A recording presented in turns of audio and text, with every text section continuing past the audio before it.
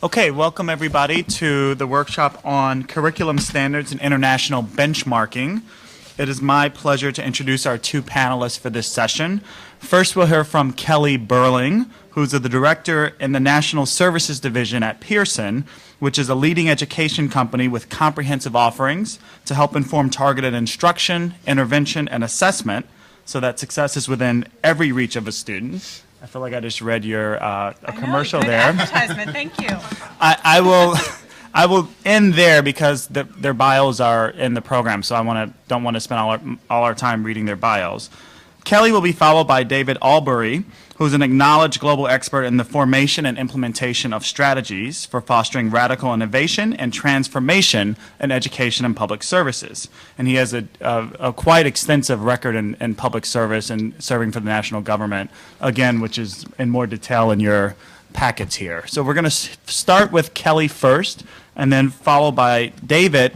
If you have clarifying questions while they're presenting, feel free to just raise your hand and ask them a clarifying question about one of the slides. We'll then open it up for broader substantive questions once they both finish their presentations. Okay? So with that, Kelly. I'm just going to duck under here to move around. Excuse me. And I am going to remove the microphone from up here and walk around because I'm tall enough in my high heels. I don't need this additional height. I was hoping that I would get to be the only tired person here, but I'm probably one of the few people who has the least excuse. I'm from this very time zone, and everybody was at the hotel with the 5 a.m. fire alarm going off last night, so I have no excuse whatsoever. Obviously not everybody was. The local people hadn't heard that. It was quite a fun evening.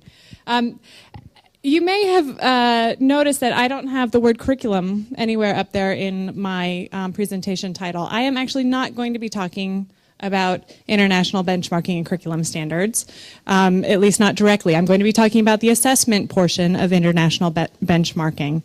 In the last presentation that was in here, we heard the word benchmark quite often used somewhat as a noun. We're using benchmarking more as a verb here. So I thought it would behoove us to start with some level setting. What is the definition of benchmarking that we might be working with in the context of this presentation? Benchmarking is generally more of a business term. It's where it got a lot of recognition and research early on. And it was about defining processes that happen in an institution, in an organization, and looking to see how one compares to another organization. It can be for identifying where one stands relative to other people. It can be as a formative process for improvement and change. When we're talking about it as a noun, it is often a single measure that is used to establish one's position relative to another. Here are some popular definitions up here. UNESCO definition of benchmarking I liked. Standardized method. So we do like to standardize things so that we have some confidence in the comparisons that we're making. And it's a standardized method for collecting and reporting the critical data in a way that enables the relevant comparison. So it's obviously about making comparisons, figuring out where we stand relative to whatever we're interested in, wherever we're interested in going. Comparisons of performances, identifying areas of strength. If I press in the middle, am I going to get the? Nope. There we go, the pointer. View to establishing good practice, diagnosing problems in performance, and identifying areas of strength. When we talk about the international assessments that we use for benchmarking, don't know how much of that process we think we get at. We tend to end up looking just at test scores, right? How do we compare in math? How do we compare in science? How do we compare in reading? Is it really about this method of teaching an institution how to improve? The title of the presentation was Assessments for the Future. The assessments currently don't do much of this for us in terms of identifying the processes for improvement, identifying the practices that we want to move towards. We, at Pearson, think that the field needs to move in the direction of creating assessments that do actually push us forward in identifying those processes that make us better and actually causing that change. The assessments can do that. They don't have to just measure. We're in a changing world. Obviously, the information, the technology that students are faced with on a daily basis is changing. What's being expected of them in the working world is changing. We need to change what we're measuring and how we're measuring it at the same time. We cannot just rely on the same standardized measurements that we've been using. What I'm planning to cover, the role of assessments in benchmarking, in the international benchmarking. What assessments are out there? I'm sure most people are probably familiar with the major assessments. There have been some changes and additions in recent years, and want to make sure that people are aware of them. And then talk about where we think assessments need to go. The assessments. TIMSS, PEARLS, PISA, PIACA, HELO, and then the one that doesn't really roll off the tongue, ATC21S, the longer one. How many people in the room are familiar with all of these assessments? Obviously, the other panelist here. Okay, who's familiar with 4 of them? Okay, 3? At least 2? Yeah, most people are at least 2. We're going to talk briefly about what all of them are, and Pearson's involved in all of these, so we're going to talk a little bit about our involvement in them and then how we're trying to push them forward as well. Why do we do these international assessments? Like we said with the definitions of benchmarking, it is locating us, ourselves, all of our countries, relative to current states of practice, right? We want to know where we stand relative to everybody. It's because of the global competition out there. It is important for us to know how we stand globally, much more so than it ever has been before. We are educating workers who are going to other countries to work. We are educating workers who are competing with people from other countries for the jobs. It is an international world. We need to start looking at where we stand with students in elementary school in order to make sure that we are going to be globally competitive. We also need to identify the models to follow. Who are the leaders? Why are they the leaders? And do we think that the assessments are measuring important things? Do we want to go to follow the models that the leaders, the people who are doing the best on these assessments are, what they're doing in their countries? And then progress monitoring.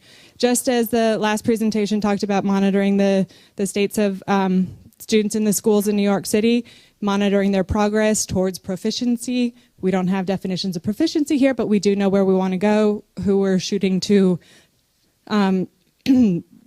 emulate, who's how we want to move up in the standings, and we can monitor our progress. TIMSS, first was the 3rd International Math and Science Study, now it's Trends in International Math and Science. TIMSS is in the 5th cycle, just about to be in its 5th cycle of assessments. They say dedicated to improving teaching and learning in mathematics and science. It is really a content-based, primarily a content-based assessment, relatively traditional content-based assessment. There's a huge background survey where they collect a lot of information on classroom practice, but the assessment itself and the items that students are exposed to are relatively traditional.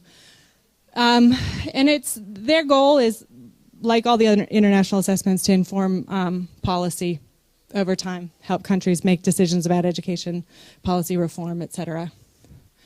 PEARLS, probably one of the other ones that people who are just familiar with a couple of the assessments is familiar with.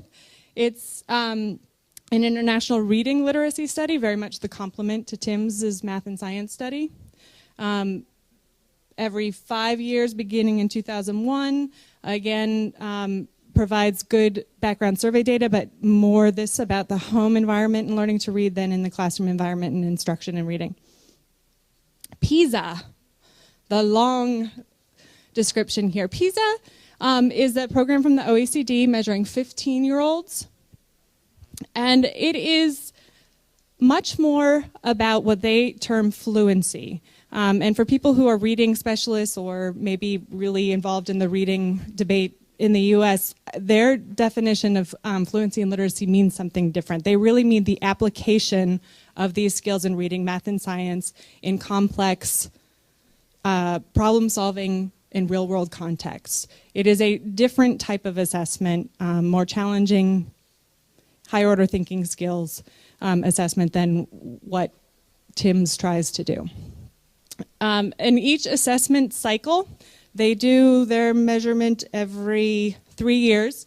They measure reading, math, and science every year, but in each assessment cycle there is one subject area that's given priority.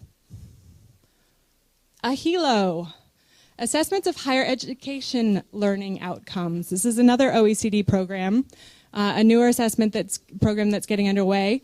And it is to look at what students can know and do upon graduation from higher education. No longer do we just want to compare how we are doing from K-12 and K-10 and other areas. We want to know whether or not our institutions of higher education are providing comparable, worthwhile educations. We want to hopefully use it to improve teaching and provide policymakers information for essentially accountability purposes. And I don't mean accountability a la NCLB, but accountability as in we are putting a ton of money into our higher education institutions internationally. They are supported by governments with a lot of federal money. And is this a worthwhile endeavor? Are we getting out of these dollars what we think we should? And it will also help employers know what the graduates of the various institutions are being armed with. PIAC, Program for the International Assessment of Adult Competencies. This is a little bit different. This is about both what adults need to be personally successful, but also what they need to be successful members of a society. It is going to be designed to determine whether or not, whether the instruction in social competencies are relevant to economic outcomes in various countries similarly. It's a very different undertaking than most of the international assessments have been. Kind of exciting. We'll be really looking forward to seeing results of this one come out. This is a new program. What are the impetus for all of these? These colors are terrible, sorry. For all of these international assessments, and why do we think they need to change and get better? This is from Levy and Murnane, Harvard researchers. This is about the types of, and I'm not even sure I can read this from here, excuse me. That's terrible color, I apologize. The inputs for what is required of people in the workforce.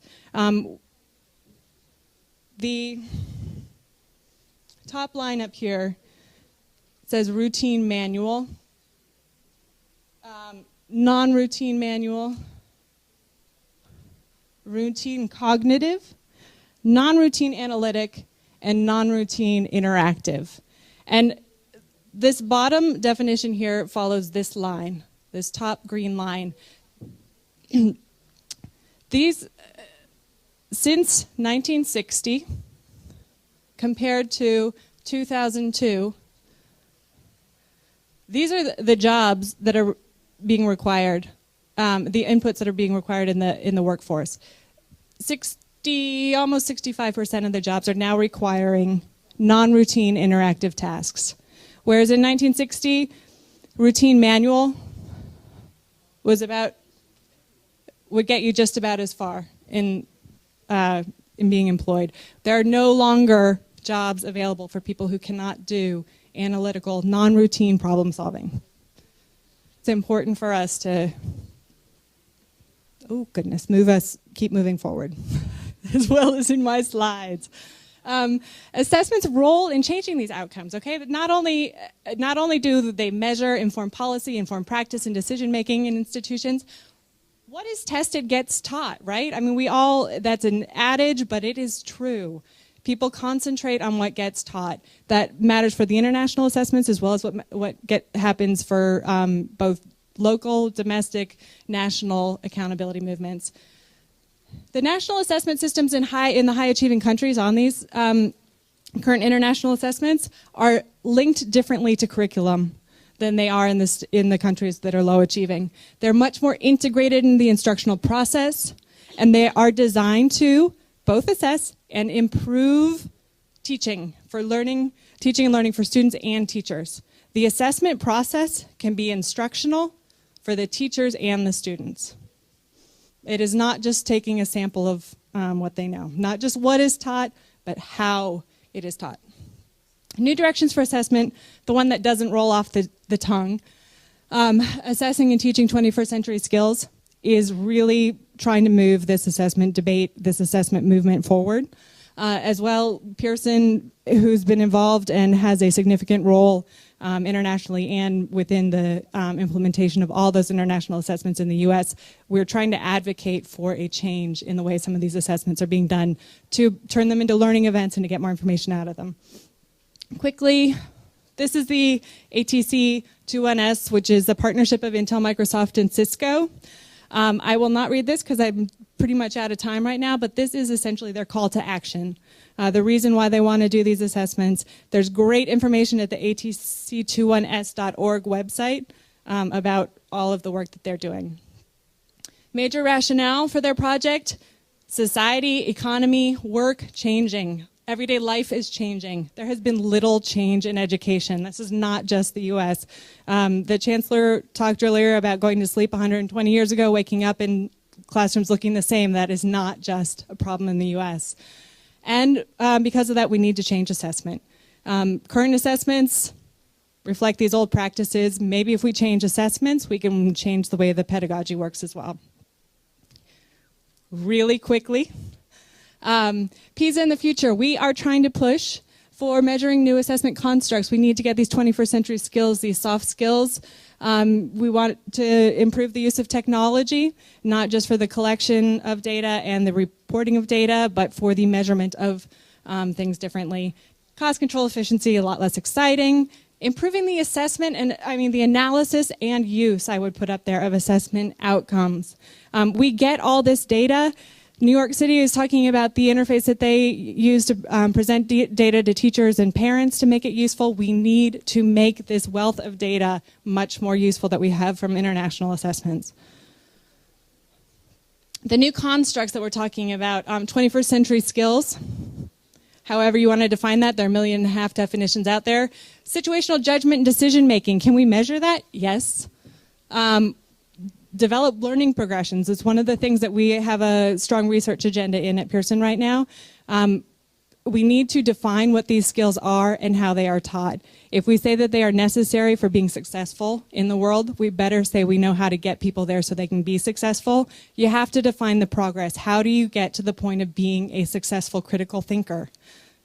What do you tell a teacher if their kids aren't measuring up? Well, go teach the same thing over again, go ask them to do the same task. No, you have to give them tools to get there. That's what learning progressions are all about. Some of the definitions of 21st century skills, what we want to measure: creativity, adaptability, safe, legal, and responsible use of information and technology. It is all over the place. This is so much different than your basic algebra and literature assessments that we are used to. One of the ways that we are doing things like this, we can do a team communication assessment, looking at problem solving, collaboration, and situational awareness, team decision making. People are put into collaborative environments. They talk, they type. It can be literally talking or typing in a chat room environment. We can take that information and measure them on the fly about their collaboration skills, their decision making skills. And decision-making skills under pressure, and at this point I'm going to say that I'm going to pause. Okay, we'll keep going. Learning progressions, I was talking about briefly. I cannot emphasize enough how important I think this is. We can all talk about the fact that we are living in a different society and that people need to do different things, but if we do not get everybody to the point where they can do those things, we are going to continue to have this divide. We cannot say that this knowledge is just going to get transferred. Kids are going to become critical thinkers if we expose them to enough writing assessments or make them do enough research reports. It's not enough. We have to figure out how it gets done and then teach teachers how to teach it to the students, or at least facilitate it in the students. And this research will also let us be able to score the work that we're assessing. The learning progression essentially creates your rubrics for you, right? So what is the basic looking expression of a skill? What's the next step after that? What's the next step after that? Not only is that telling you how to teach it and the different steps to getting to greater mastery, but it lets you know how to score it.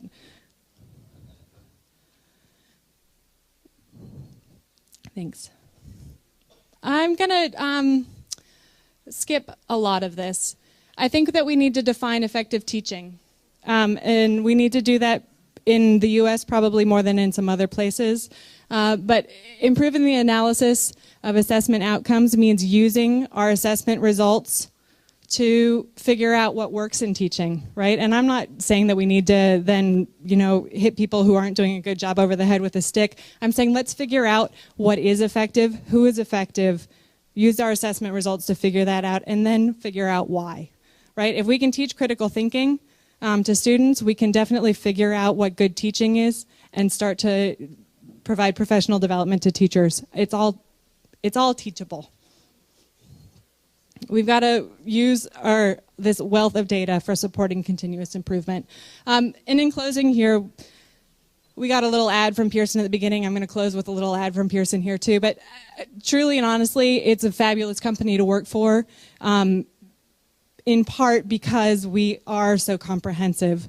If we work together within our company and with our partners, we span K to in-service teachers, right? I mean, that's the full, in higher education, that's the full spectrum of education. If anybody can make a change, Pearson has the ability to do it if we can figure out what the right answers are. So the research, the use of the assessment information, we ourselves are responsible for making sense of it and for implementing some of the change. So we have this global reach. Because of it, the pressure's on our shoulders as well as everybody else's to use it and make a difference, do something good with it.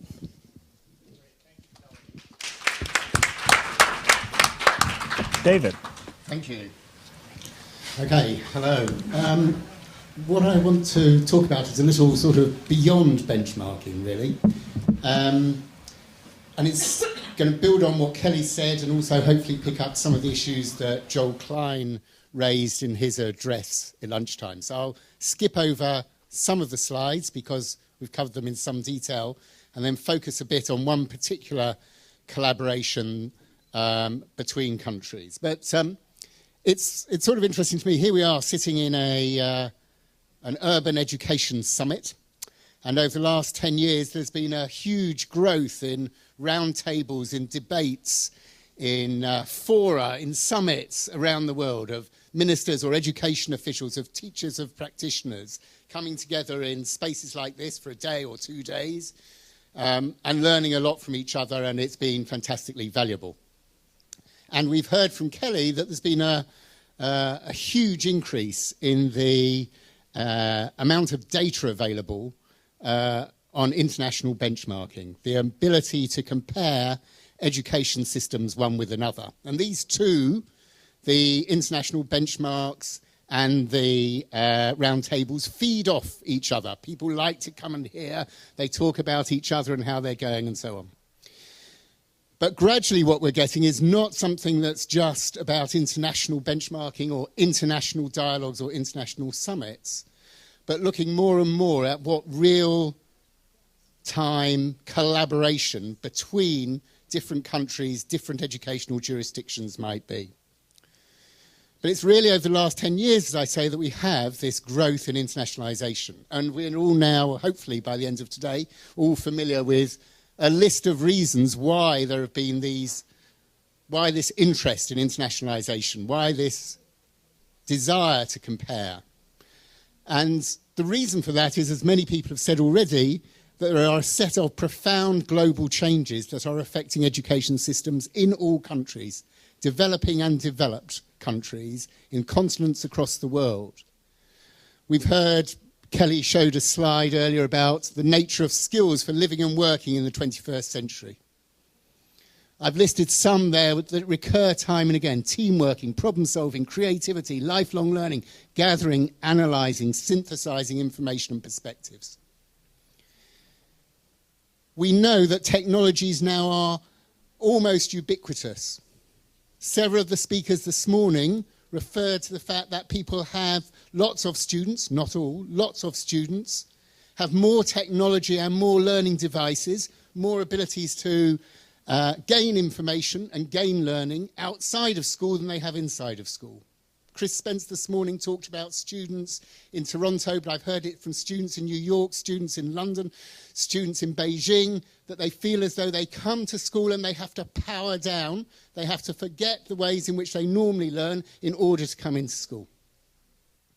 We have an explosive growth in accessible information. I still have my chemistry textbook from when I was at school, a single book that called Comprehensive Chemistry. It claimed to have everything in I needed. Now, I have as many pages of internet sites as I did a single textbook. And I have the ability as an individual to access that information. The world is more connected and simultaneously more diverse, both in our cities and in our countries and around the world. And there are global challenges around climate change and around poverty eradication, whether they be in the developed countries and pockets in cities or whole countries in some parts of sub-Saharan Africa. And these profound global changes, as we've heard many times, require profound changes in education. The sort of education that we had for the 20th century will not work in the 21st century. Will not equip every student with what they need, the skills, the knowledge, the values and the beliefs and the attitudes to live and thrive in the 21st century. So we started mapping. Actually, this is a diagram from a publication that Cisco developed some 2 years ago called Equipping Every Learner for the 21st Century, which just tries to map the development, the evolution of education from traditional education systems through a period of reform where the focus was on curriculum, on teachers, and accountability, and on leadership, to what we call Education 3.0, or 21st century learning, which is much more holistic, which talks about the development of 21st century skills, knowledge, values, and attitudes, that still is about leadership, people and cultures. Notice a quick shift here, not just about teachers, but how we engage adults in different roles in the learning process. It's, of course, also about high-quality infrastructure and technology, and it requires a different sort of reform agenda. So, how do we create this sort of collaboration? This is just one example, but I think it's probably the most recent example of collaboration between countries who come together around a common purpose, the purpose of transforming their education systems so that all schools, all students, all learners are equipped for the 21st century. A set of partners who've helped in the design and development of this programme. But I want to draw attention to what we call the jurisdiction partners, the countries that are involved in this. Australia, Chaoyang, which is a district of Beijing, but given it's China, that's a district of almost 5 million people. England, Finland, Ontario, New York, New Zealand, South Korea, and Victoria from Australia. And recently we had an event in Beijing, hosted by our colleagues in Beijing. And what was interesting to me, Finland and South Korea. Finland has been top of the PISA tables for the last, I think for PISA, for the last 3 rounds. Kelly probably knows, 2 or 3 rounds. South Korea, over the last 10 years, has moved from something like 23rd or 24th to 2nd. Right? 1st and 2nd in the league table. Were they coming to celebrate their success? No. They were coming to this event to say, we're top of a league table that is the wrong league table. We're playing the game that's the wrong game. In order to have an education system that's purposeful and fit for the 21st century, we need to transform ourselves as much as the other jurisdictions and countries that are involved. It's a recognition not that it's something, it's not just about catching up. It's not just about comparing ourselves to who the leaders are now. It's about being able to move beyond that to a place where we can create the learning environments, and I deliberately don't use the word schools, the learning environments, the organisations and the communities in which children and adults can continue to learn throughout their lives and equip themselves with the knowledge and skills that they need. So GELP is a sort of, it's a very strange thing. It's a social movement. This is the Global Education Leaders Programme. It's a leadership programme, but it's a transformation programme. It has 5 objectives. Its primary objective is how can we use the combined efforts of different countries on this fantastically difficult journey? How can we get the different countries, different cities, not just talking to each other in single events, but really helping each other devise the strategies and the plans and the methods and the mechanisms from taking us from where we are now to where we need to be. It's, of course, developing the leadership capacity of people within those systems to achieve that transformation. It's growing a community of those leaders that can advocate with Pearson and with others for the necessary changes in assessment regimes and accountability regimes and so forth that's necessary.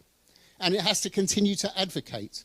It has to continue to say these changes that are taking place in society require profound changes in our education system.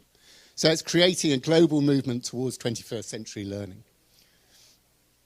And it's not just people, we do come together sometimes in real time, and we do sometimes, quite a lot, come together virtually, as indeed learners do. We have to model how learners will be in the 21st century.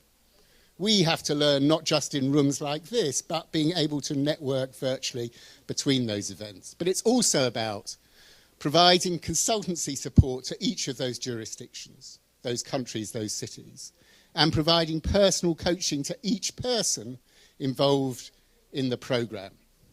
And finally, making sure that that networking, that online support works very effectively. People learning from each other. Because peer learning, peer assessment, is as powerful in these new systems. Students assessing each other's work is as powerful. Learners assessing each other's progress is as powerful as any of the top-down systems that we've talked about. Of course, the curriculum is a vital part of this. And many people have talked about elements of the 21st century curriculum over the last few hours. It's not about discarding the basic skills. Often people say, is it just about teamwork and problem-solving, collaboration? What about literacy? What about numeracy? Aren't these still important? And of course they are, but it has to build this broader range. It's about disciplinary knowledge as well as multidisciplinary knowledge. It's as much in a globalized world as about ethics, history, and citizenship as it is about disciplinary subjects. In fact, it's about a whole range of things. I'm not going to go through this. I think the slides are available on your flash drive. The point I want to make is a point that, just to emphasize what Kelly said earlier on, which is a focus on the curriculum reform, which is important, and a focus on assessment, which is important, is not enough. The pedagogies, the methods of instruction, the methods of learning are as important, arguably more important and more powerful than what specifically is taught. It is about inculcating a desire and ability to learn that is the predominant skill of the 21st century. So, 2 very quick case studies, glimpses of what countries are thinking about before I finish. First, Chaoyang in Beijing, as I say, when you talk about district to a city, this is, as I said, almost 5 million people. The work they're doing with the support of the Global Education Leaders Programme goes under the banner of internationalisation of education. How can they develop what they're calling students' international capacity, the capacity for students to live in a more internationalised world? And they have 3 goals in that. They have a goal about creating a society, creating learners, creating students, creating adults who are innovative, who know how to cooperate and collaborate, and who understand, respect, and mobilize different cultural understandings.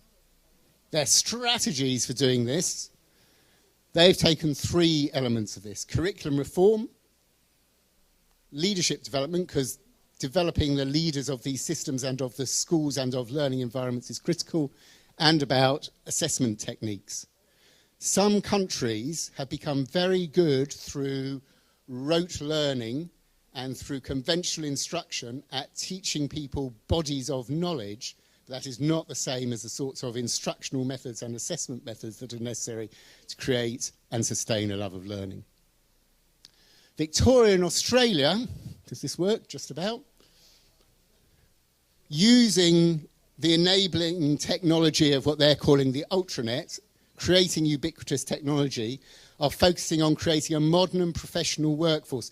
Note, again, not teachers, or not just teachers. One of the features of 21st century learning will be much more differentiated roles: tutors, mentors, coaches, experts, facilitators, differentiated roles, probably not the single role of a teacher. About the enablers for learning, about a changing role of government. We've heard many people, I think all the examples, every speaker this morning talked about releasing the energy within the education system and within communities to develop innovations, not seeing them as top-down. And equally, as Joel Klein mentioned at lunchtime, talking about the ways in which you can get a broader base of providers, not all, as it were, public schools in the conventional form, but how do we get a diversity of provision? And critically, as Chris Spence mentioned this morning, how do you actively engage parents and communities in this process? How do you mobilise the demand side? So 2 very quick glimpses. I'm not even going to use 5 minutes. I just want to go through, as it were, where I think this takes us.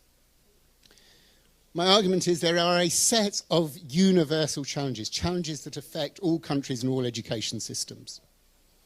In a sense, the goal is a common goal: creating education systems, creating learning environments that equip, enable every learner to have the skills, the knowledge, the values and the beliefs of the 21st century. But there are many, many different pathways to get there. They vary locally. Because we agree on a common goal, the culture and politics of different countries and jurisdictions mean there are different routes to getting there. But we can learn from each other. All of this, of course, underpinned, as I've already said, by ubiquitous technologies. But I want to end by just taking a couple of minutes on this funny phrase about disciplined innovation, and make what may be a slightly provocative remark on this. There are hundreds, thousands, probably millions of educational innovations around the world. But we tend in education systems to do this in a rather informal and ad hoc way. Other sectors, and increasingly parts of the education sector, have learned that there are methods, approaches, techniques, tools that we can use to discipline the innovation process, not to eliminate the creativity, in such a way that we can create more powerful and more integrated innovation. And we see one of the commonalities as we look across the different countries and different cities involved in this is a gradual emergence, whether it be in New York of what's called the Innovation Zone, the I-Zone, whether it be in countries talking about innovation labs, whether it be particular groupings of schools, is the application of those to parts of the system to really drive those forward.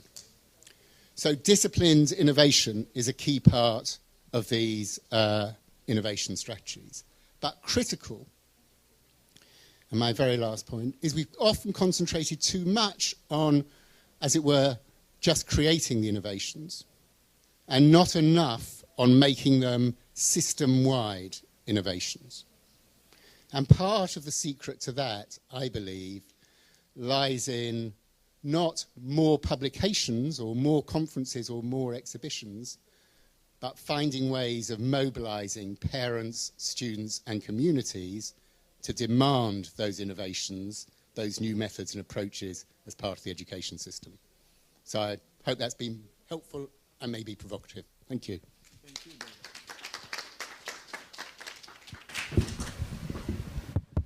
So now we have a bit of time for questions and discussion. So if you have a question for either of our two panelists, please come to the one of the microphones here. And I suppose we can open it up to if you have questions of each other. Okay, good. And please identify yourself. Yeah, my name is Mercedes Miguel. I have been talking to you, David. Sorry. In one of the PowerPoints was changing role for government. Would you mind explaining us more deeply this part? Thank you.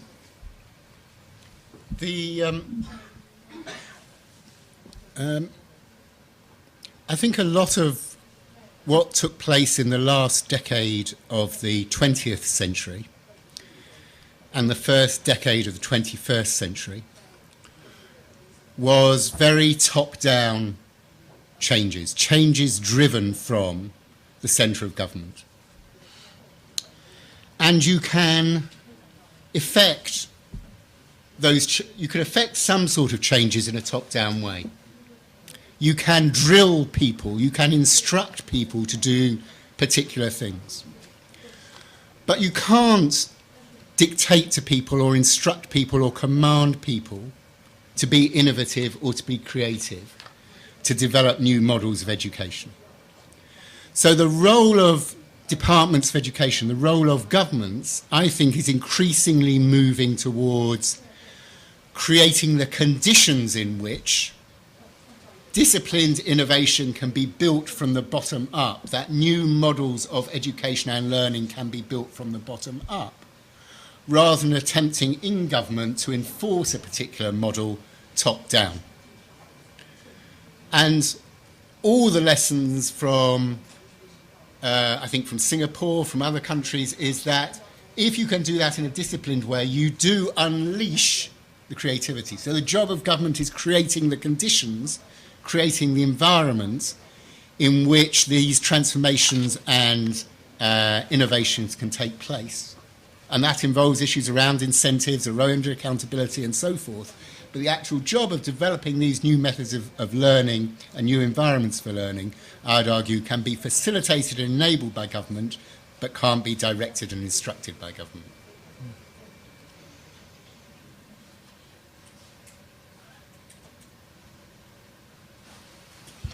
David, one of your slides mentioned cohorts, and this is my own ignorance about the program. How do countries, districts, et cetera, get involved, and what is the cohort model in your program? As I said, this program is not, you come on it for 1 year and then you transform your system and that's it. Oh, that it was so easy. Right? This program is a growing social movement. So it started in its first year, which was now some 18 months ago, with just 4 systems: New York City, Ontario, Victoria and England. And then we've been joined this year, we've expanded the number of countries with, as I say, with Chaoyang, Beijing, with South Korea, with Finland, with Australia at national level and with New Zealand.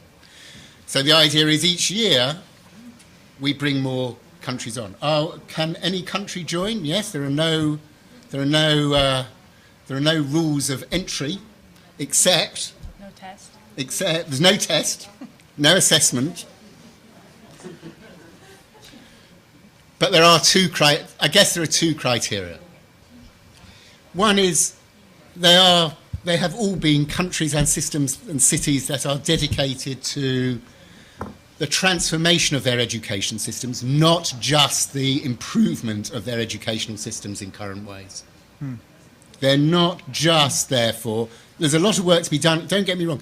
People should continue to improve their educational systems, but also build the capacity for the new. But unless you believe in having to build that capacity for the new, this program isn't really for them. And secondly, obviously there's although Cisco and Gates Foundation have very generously funded the first 2 years of the program, we look to each participating country and other funding partners to be contributing part of the costs of the program in relation to their country. Is that Yes, it an is. answer? Thank you. Yeah, can I would like to ask a question about measurement of 21st century skills and competencies. Traditional pen and paper tests, I mean, mainly is testing on knowledge understanding. It's very relatively easy to administer. Basically, it's just MCQ questions. You can run it through a machine, and it performs analysis for you. But measurement of important skills like collaboration, ability to work with other people, managing diversity, synthesizing information, is a whole set of complex skills that require the thinking process and documenting that part of the thinking process. And my hunch is, I don't know, I haven't seen any model that works that is relatively low cost. Now, how can we reconcile? I haven't seen any model at this point in time that works. How can we replace the traditional form of assessment with the new competencies measurement, and probably any besides the ATC 21S, which Singapore is also a member of. We're trying to figure out how to do that.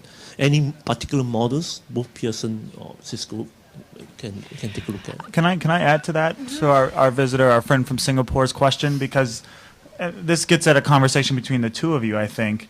David made a point of talking about those 21st century skills, so disciplinary knowledge, specialized skills, ethics, history, citizenship, and that raises all sorts of questions about benchmarking and assessment. So help us figure out what models are out there and how to do it well. It seems to be a big challenge moving from basic skills to more complex skills. I think there are a couple of different promising approaches, and they are radically different from one another. The Microsoft Cisco Intel project, the ATC 21S project, is looking to define, they want to very clearly define these 21st century skills and define them in ways that are measurable. And they are looking at technology-based assessments, and the research that they are pursuing right now that I think is most impressive gets to some of what I was talking about with defining progressions, as well as looking at really interactive, innovative online item types. And I would point you to the work of Mark Wilson, who does something which he calls construct maps, which are very akin to learning progressions. He's also the principal investigator, for lack of a better term, of the BEAR, B-E-A-R assessment system. And he and his colleagues, other colleagues with the BEAR assessment system, Kathleen Scalise at University of Oregon, are building really innovative, and when I say innovative, my standard is pretty high, online interactive items. We're not just talking about drag and drop. We're not just talking about simulating environments for doing a lab experiment that kind of look like a lab table. And I'm knocking everybody right now who's doing this, including Pearson. I mean, the work that is really innovative has not been brought to scale yet, but their work is really, really interesting. And hopefully can be brought to scale. The other approach, completely the other end of the spectrum, we have to abandon some of the psychometrics that would go along with some of those innovative items. We have to get away from our idea of a 3PL model and a scale score. One of the projects that we're working on right now is looking at standardizing the type of information that teachers can take out of their day-to-day classroom interactions.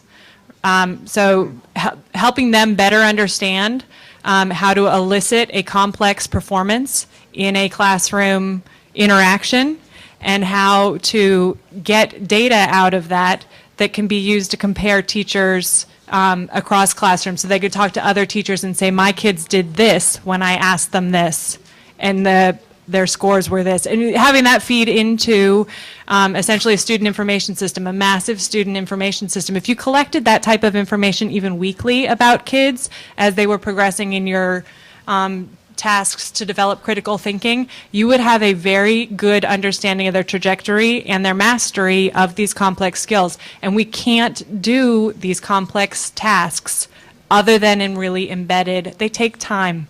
They take guidance. They take kids having enough time to go and work on their own independently or in a group. It is not something that you're going to do by setting them down in front of a computer for an hour and giving them some interactive items. So really, it's about creating situations within the classroom in which data can be extracted in a way that's usable by teachers and comparable across classrooms. And it means there's a little less standardization than most of us in standardized testing are used to. I mean, I do genuinely agree with all that. So there's just two or three builds on it. I think the colleagues from New York in the previous workshop said what really matters are the outcomes. And the outcomes, of course, aren't test scores. The outcomes are sort of how people succeed in higher education, if we're talking about school-level skills, or in careers and so forth. And therefore, New York is to be applauded for trying to stretch out the sort of length of time that people are looking at those outcomes. And when we look at those outcomes, employers and colleges really want two things, it seems to me. One, they want some form of benchmarking or standardization, but increasingly they want a demonstration of what that individual learner has done and is able to do. And therefore what we see in this area is the development of more and more e-portfolios, which are collections of students' work that demonstrate the mastery of particular skills and competencies. So if one takes oneself away from measuring the outcomes at just the end of school moment and says, how do these students achieve in college or in careers, we can start to create a more powerful way of powering school, the K-12 learning experience.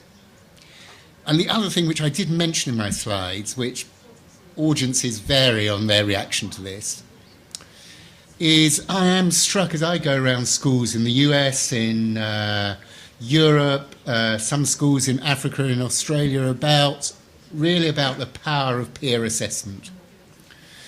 People believe that students, if they assess each other, will engage, it will be very soft with each other or whatever. I think all the experience is that if you engage students in peer assessment, actually they're pretty tough with each other. They're pretty good at assessing whether teams are working well together.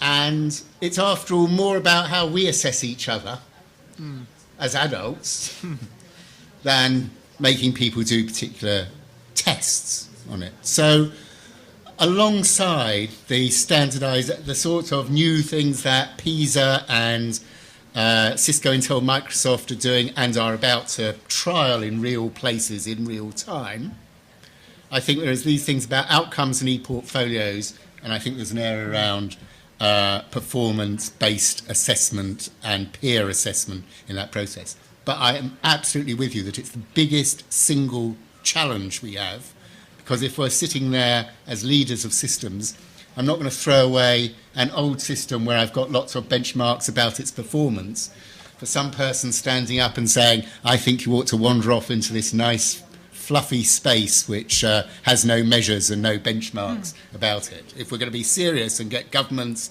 and education leaders committed, we have to take very seriously the challenge that you've posed to us. I just want to add to that, the work that we're doing in the classroom environment, where we're trying to help teachers extract data from classroom experiences, really is based on an e-portfolio model, where we are actually trying to capture artifacts of student learning over time, both evidence of them doing interactions in class as well as a project that they would create. What we're finding is not everywhere has that technology capability. So until that point comes, we're trying to provide the tools to help them understand what you would be looking for in your classroom artifacts or classroom interactions, because you can't store it, but you can store the score much more easily. So if you can collect that data while they're doing it, that's our proxy for the time being. Yeah, but the idea of a portfolio that follows a kid from K through to their working life, it's, yeah, brilliant. What we hope for. Other questions? maybe just to add on some thoughts to that.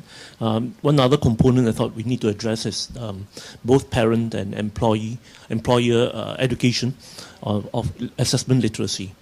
If alternative assessment is going to come in, they're not going to see an A grade in a maths or A grade or B grade or whatever in English. It's going to be a different form.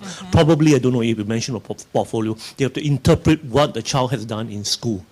So it's another area of, it's not just the administering of the instruments in schools, but also whole society, a whole mindset change that we really need to address as well. The nice thing is I just was reading a pamphlet about a school in, so happens it was in England, which involves the parents as well as the students in the assessment of the performances that the documentation, the projects, whatever they may be, that the students are generating. So I recognise again that people are very familiar now with the sort of standard progress report and so forth, and we need to have something that's as engaging and helpful in them as understanding. But I think it will be different. This interaction and collaboration is a really important part of it.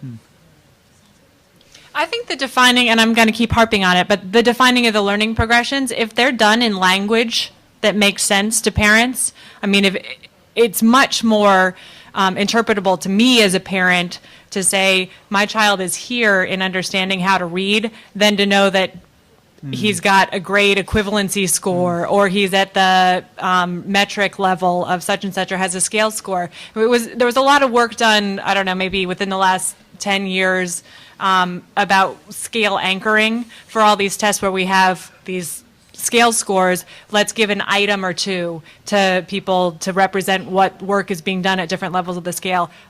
Why should we need that? If we can embed the assessment in real performances, let's describe what those performances are, because we all know what the performances mean. I know what it looks like when my 5-year-old is or isn't reading, or is or isn't separating beans into appropriate categories, something like that, much more than I know what a 157 means. One last question.